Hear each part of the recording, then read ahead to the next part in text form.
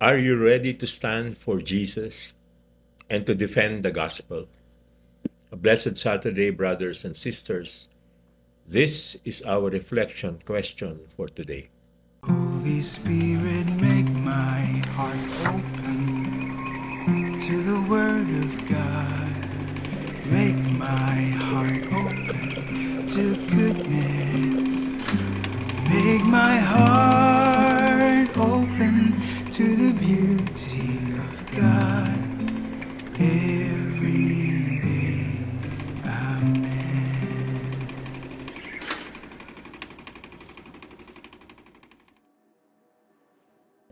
Some in the crowd who heard these words said, "This is truly the prophet." Others said, "This is the Messiah." But others said, "The Messiah will not come from Galilee, will he? Does not Scripture say that the Messiah will be of David's family and come from Bethlehem, the village where David lived?" So division occurred in the crowd because of him. Some of them even wanted to arrest him, but no one laid hands on him. So the guards went to the chief priests and Pharisees, who asked them, "Why did you not bring him?" The guards answered, "Never before has anyone spoken like this one." So the Pharisees answered them, "Have you also been deceived?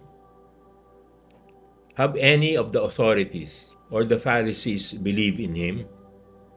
But this crowd, which does not know the law, is accursed." Nicodemus, one of their members who had come to him earlier, said to them, "Does our law condemn a person before it first hears him and finds out what he is doing?" They answered and said to him, "You are not from Galilee also, are you? Look and see that no prophet arises from Galilee." In this gospel passage, the crowd is deeply divided over the identity of Jesus. Some recognize him as a prophet or the Christ, while others dismiss him because he originated from Galilee rather than Bethlehem, the prophesied birthplace of the Messiah. Reflecting on this passage, Pope Francis, in a March 20 homily, contrasted the arrogance of the ruling authorities, who look down upon the common people for being uneducated in the law, with the openness of the temple guards and the faithful people of God who were able to recognize Jesus. The temple guards, who were sent by the chief priests and Pharisees to arrest Jesus, returned empty-handed, declaring, "No one has ever spoken like this man." An authentic encounter with Jesus often shatters our defenses and bypasses our intellectual biases. Like the Pharisees, we often limit God's work in our lives because it doesn't fit our preconceived notions or expectations. The religious leaders possess deep knowledge of the law, but lack the spiritual humility to recognize the Word of God standing right before them. True discernment requires looking beyond the facts of this world to perceive spiritual reality and the truth.